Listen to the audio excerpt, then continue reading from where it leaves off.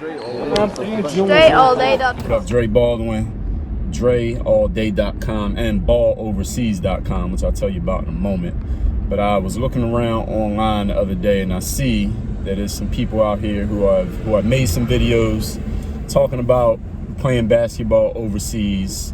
That's basically taking the shit that I said in my videos like 6, 7, 10 years ago, watched my shit and regurgitated and made their own version of the video. Listen, I respect your hustle, but you know, I'm like Avon Barksdale when it comes to these corners talking about overseas ball. I've explained it better than anybody. I wrote the only book that exists to tell you how to do it. So, like Avon, I want my corners back. So, for those of y'all who are interested in learning about playing ball overseas, you want more information. Everybody always wants more information these days.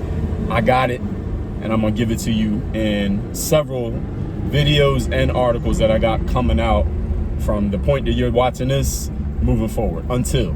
So this first one, I want to talk about coaches and teams and playing ball overseas. It's something that a lot of players do not understand. It's something that maybe you might go through your whole career and you may not ever experience this, but I'm going to talk about it anyway because it is something that can happen. It's something that I experienced when I was playing.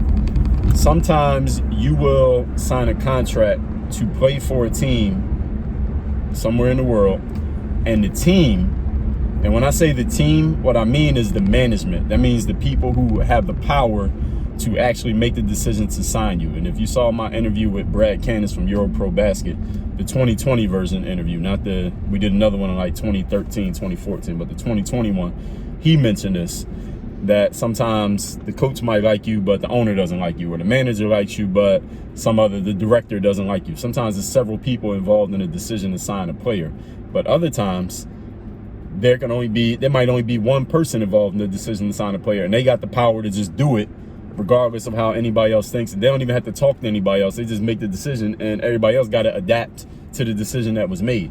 And that's something that I've seen happen, something that I experienced personally. So what can happen is you can sign with the team. And when I say the team, I'm talking about the person with the power to make the decision. But sometimes it's multiple people, sometimes it's only one person. So I signed with a team once, and the manager had the power to choose whether to sign me or not.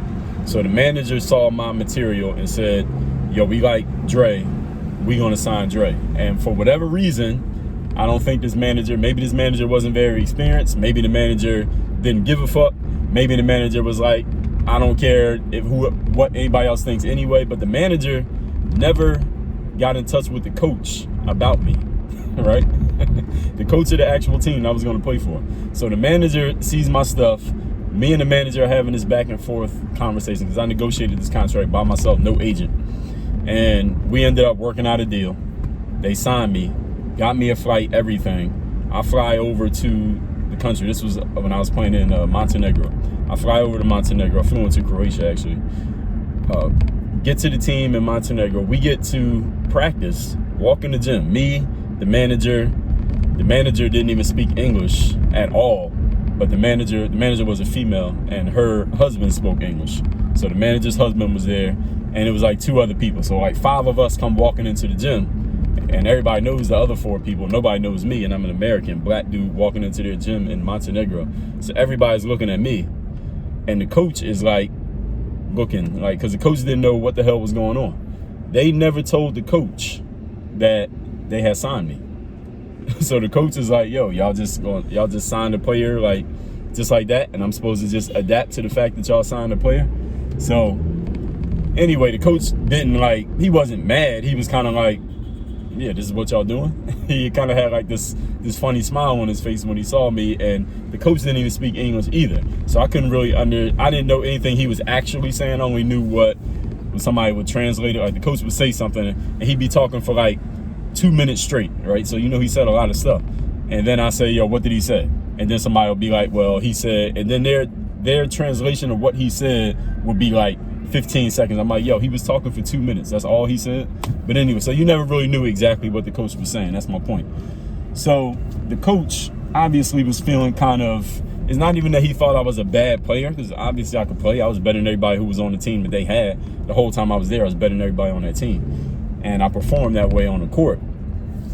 But the coach was also looking at it like, yo, y'all like undermining me. I think he took it as kind of like disrespect. Like, how y'all gonna just go sign somebody, not tell me about it, and then tell me that I gotta coach this guy? If I'm gonna be coaching the players, then at least give me some say in, you know, who's gonna be involved, who I gotta coach, who's playing, and all this stuff that's going on. So since he didn't have a say, I think he felt, and again, he didn't speak English, so I don't know exactly how he felt because he wasn't able to express it to me, but I think he felt a little bit disrespected. I think he felt a little bit undermined by the fact that they signed me without even talking to him, knowing that he was the coach. Therefore, since he probably didn't have the power to go to management and be like, no, fuck y'all, because they probably would have fired his ass. He took his, I guess you call it frustration, or the fact that he felt disrespected. I think he took that out on, I feel like, over the time that I was there, he took that out on me by, he would do stuff like, if I came in the game and I missed my first shot, he would just take me out the game. Or if the team was, I remember we played one game on the road and we was getting our asses kicked.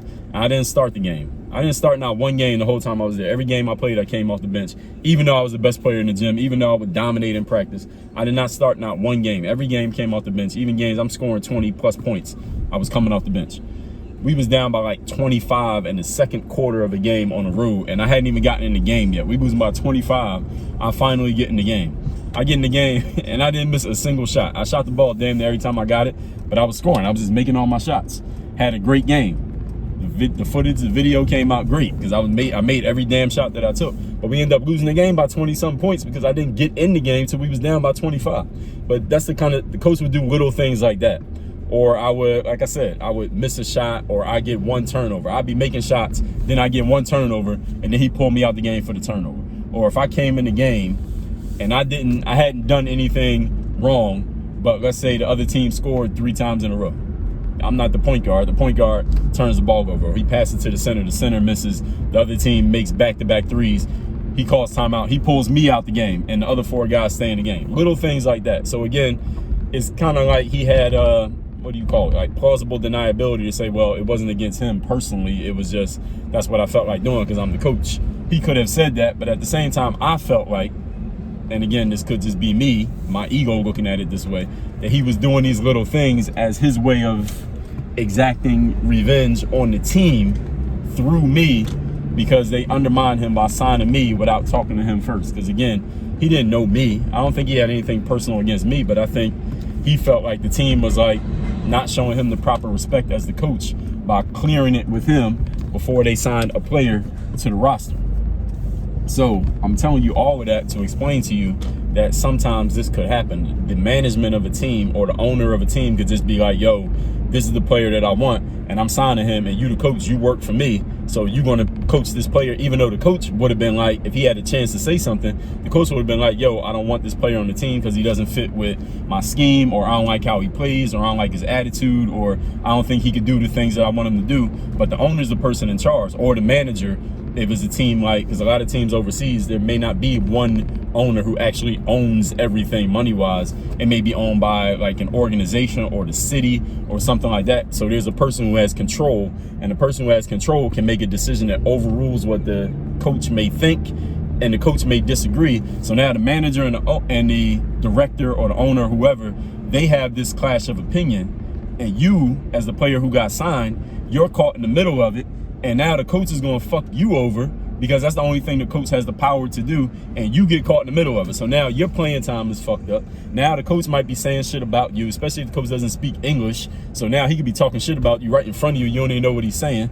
And you get caught in the middle of this, and this is your career, right? This is your well-being that gets messed up in this whole process simply because of a miscommunication or a lack of communication between the people who have the power to make decisions within an organization and the people who actually are running the day-to-day operations, meaning the coach, the person who's deciding who gets in the game, et cetera, et cetera. So this is one of those things that, in conclusion, me telling you this, it's just me giving you a word of warning of something that can happen when you're playing overseas. It's not really anything, honestly, there's not really anything you can do about this, because if you're in a situation like I am, like I was rather at that time I didn't have any other offers. At that time, I was home in the USA trying to get a deal. So it's not like I would have been like, hey, team over there, Can you make sure you cleared it with your coach that your coach wants me? Because if your coach isn't 100% on having me, then I don't want to come. Then what I'm gonna do? I'm gonna stay in the USA and keep working at fucking LA Fitness, because that's actually what I was doing before I got that deal. No, I'm taking the deal regardless of the situation. I don't give a fuck what the coach thinks. I'm taking that deal. And if you're in that situation, kind of like how I was, you would take that deal too, because it's better than not having a deal, right? But if you're in a situation where the only thing you could do, this is what I would say, is if you have an agent, you can talk to your agent, and your agent should be doing this already. You shouldn't even have to say this to your agent. But if you did, this is what you would say to your agent. You would say, hey, Mr. Agent or Mrs. Agent, do you know what the team situation is? Do you know who the coach is? Does the coach know exactly who I am as a player? Has the coach seen my film? Does the coach know how I play? You know, based on who else is on the roster. You can ask your agent this question. Your agent should know something about basketball, so they can answer this question. How do you feel, agent? How do you feel that I fit into the scheme of what this team has going on? Have you talked to the coach?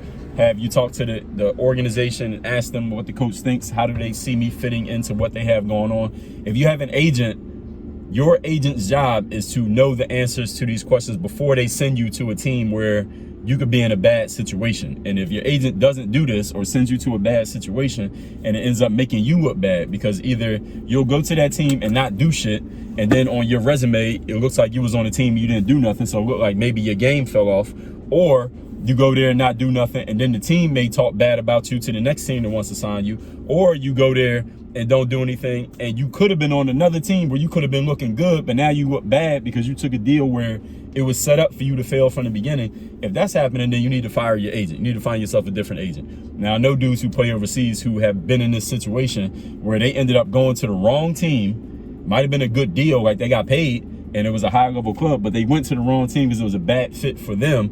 And they're like, yo, my agent should have knew better than to send me to this club. And they end up firing their agent for putting them in a bad situation. So if you have an agent, you should expect your agent to do this due diligence for you. But if you don't have an agent, like I didn't in this situation, this is something that you need to consider on your own, that this might happen, but it ain't really a damn thing you can do about it. You just got to make the best of the situation, because again, having a bad deal is better than having no deal when you're coming from like a D3 school and maybe a low pedigree, so to speak, like I was at my time. Now, I'm sitting in front of this donut shop, and all I'm doing is watching people pull up and get out of their cars, because there's a special donut out, so I need to get out this car. So everybody, I'm gonna do an article related to that on this right here. But one last thing, if you want to play basketball overseas, you have not started your career yet, or you need more information, I wrote a guidebook called the Overseas Basketball Blueprint that tells you everything you need to know about playing ball overseas. It is the only guidebook in existence. It was the first one. I wrote it.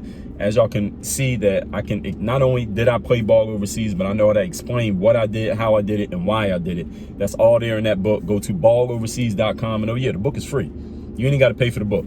Go to balloverseas.com. All you'll pay for is a small shipping and handling fee, because it does cost us money to print the book and to ship the book. That actually costs money, if you didn't know. Books are not, that physical book is not free. So you would only pay for the shipping and handling charge. You're not paying for the book. The link is down there in the description. It's balloverseas.com. Balloverseas.com. You can remember that because you want to ball overseas. Work on your game. Dre all day. Balloverseas.com.